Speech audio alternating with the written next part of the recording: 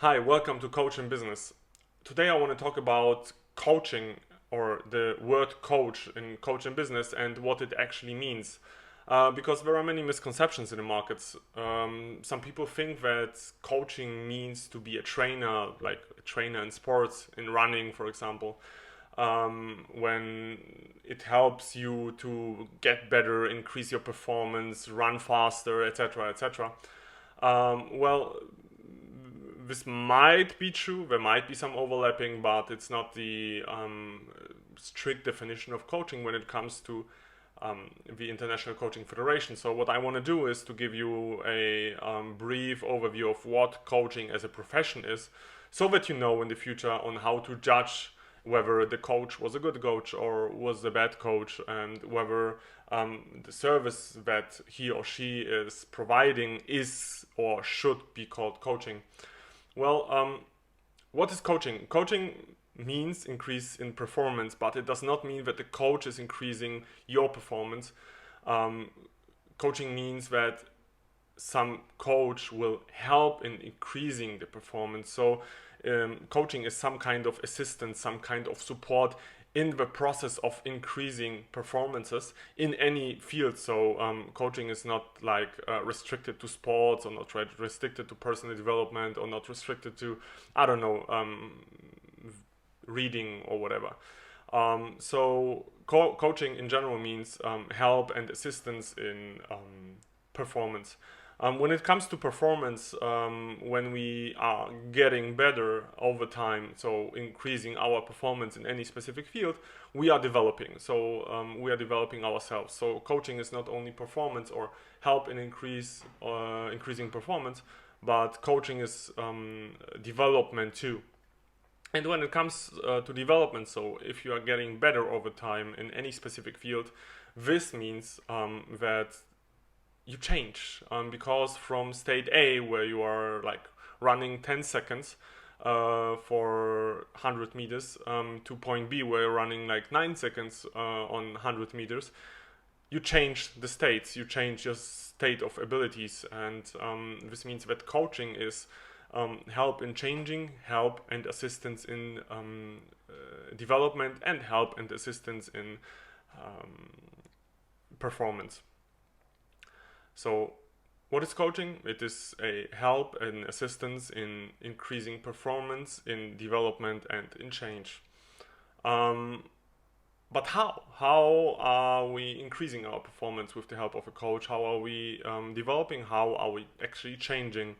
Well, to understand the help of a coach, we need to understand the process of coaching. And first of all, who are the participants of a coaching process? Let's talk of a one-on-one scenario. So you have a coach and a client. The coach, of course, as we are talking already, is called a coach, and the client is called a coachee. So what we have is a coach and a coachee. Um, well, how does the relationship between a coach and a coachee look like? Well, the most important thing, I think, is that there is no hierarchical relationship between the coach and the coachee. This means that the coach is not giving any orders, the coach is not giving any advice, the coach is not saying what to do or how to move forward. And the coachee is like not client is king. So the coachee and the coach are on the same level when it comes to their relationship. They have the same rights. They have the same. Yeah, well, they have no rights to say what the other participant should do on or how should move. Of course, when the question arises, how is a coach? How can a coach be help when he or she is not the one who is giving advice, who is saying what to do? Well, it's the process and the methods and the tools at hand which are used by the coach, which help in increasing performance, in developing, in changing of the client.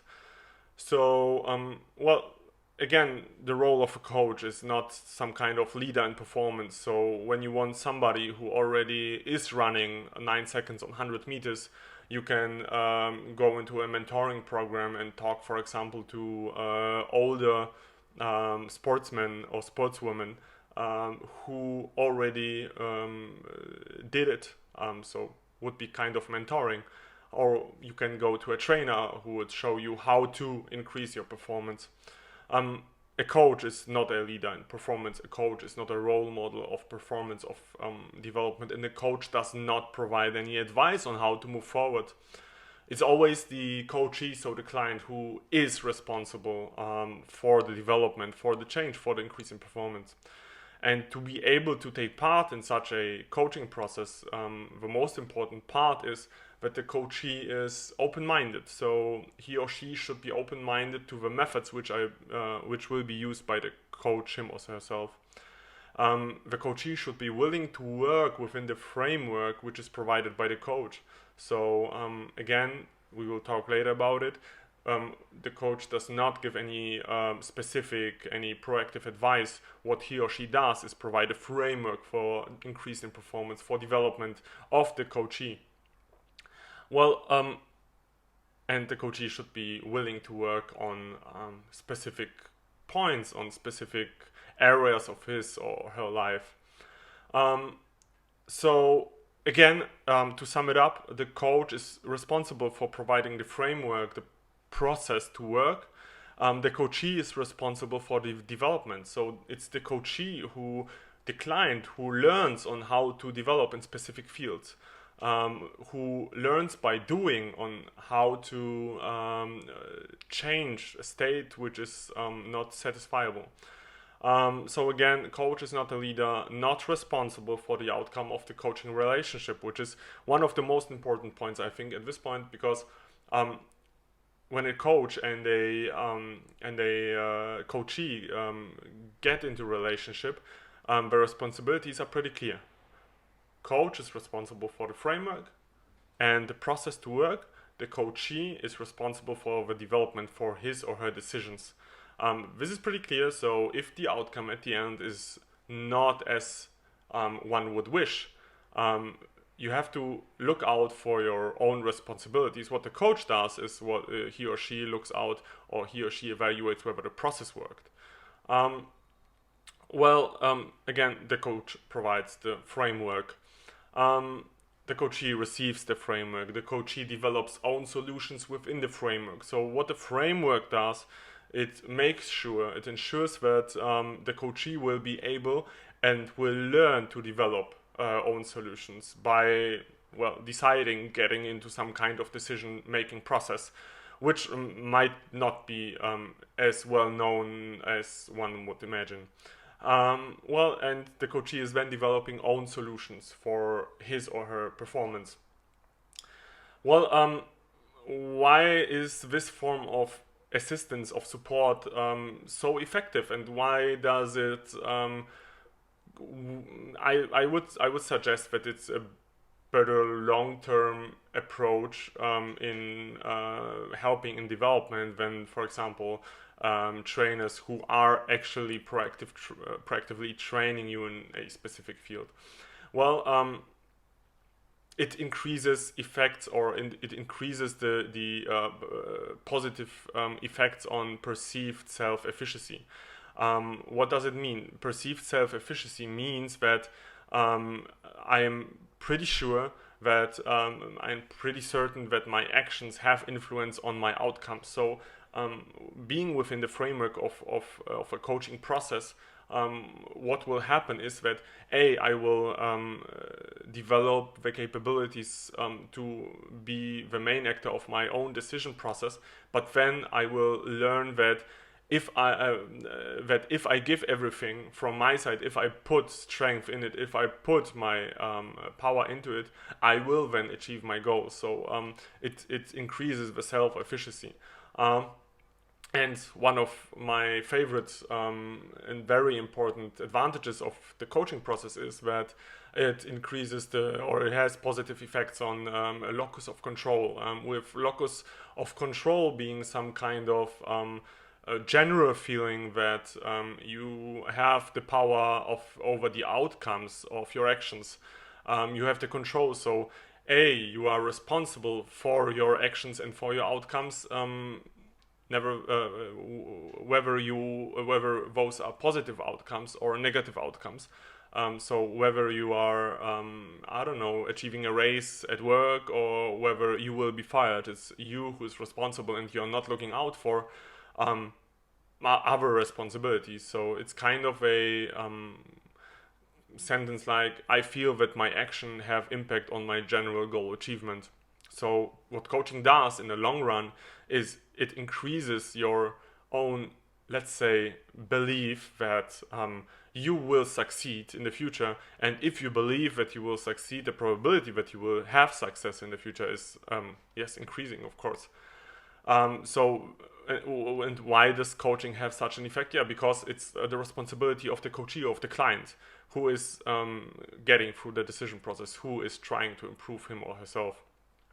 The coach is just delivering the framework. Well, and why is the coaching process so specific? Why is it so successful? Why is getting into the coaching process so successful? Well, coaching is a human-to-human interaction. It's not the kind of algorithmic decision tree which is used to improve somebody. This, on the other hand, means that the interaction is always hand and tailor-made on the individual, for the coachee. And what is again special about the process itself is that the coachee, the client, is responsible for his or her developmental process, for his or her change process, and therefore the coachee determines the content of the process. So it's not like the coach comes in and tells the coachee, well, what I see is that you are not doing enough sports. It's the coachee who gets to the point that he or she does not enough sports, that he or she is not reading enough, and he or she is not taking care of the relationships in his or her life. So this is why the coaching process is always, by definition, very hand and tailor made, because it's the coachee who defines the content. I've already talked about the main techniques of the coaching process. I mentioned that there will be some. It's basically two. We are talking about two main techniques. The first one is the art of proactive listening. You maybe heard about it.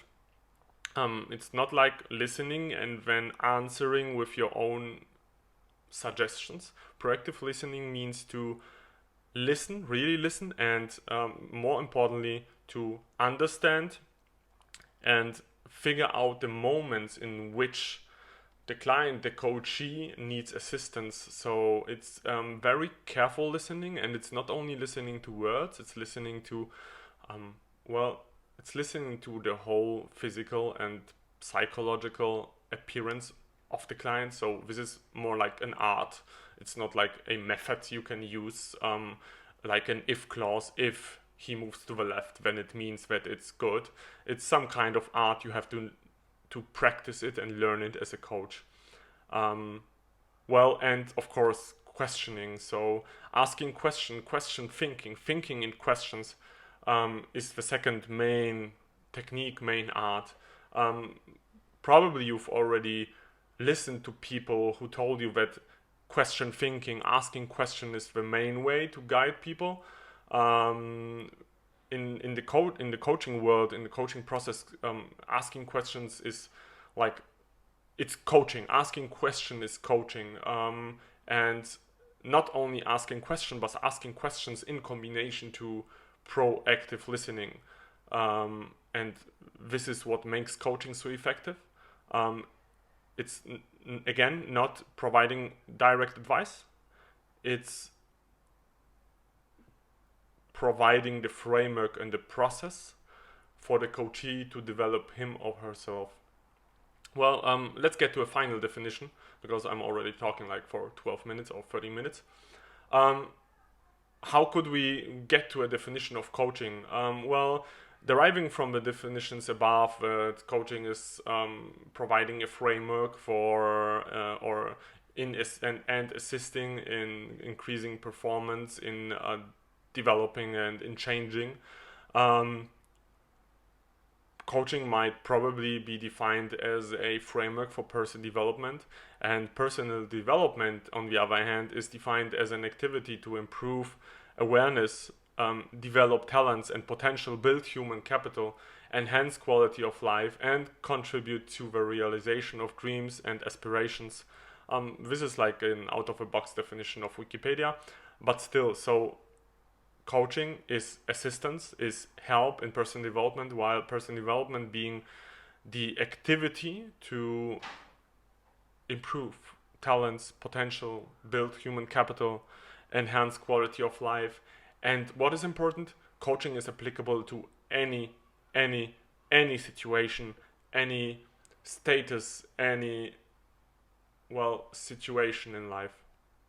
I hope to have provided a general overview over coaching. I hope it helped you.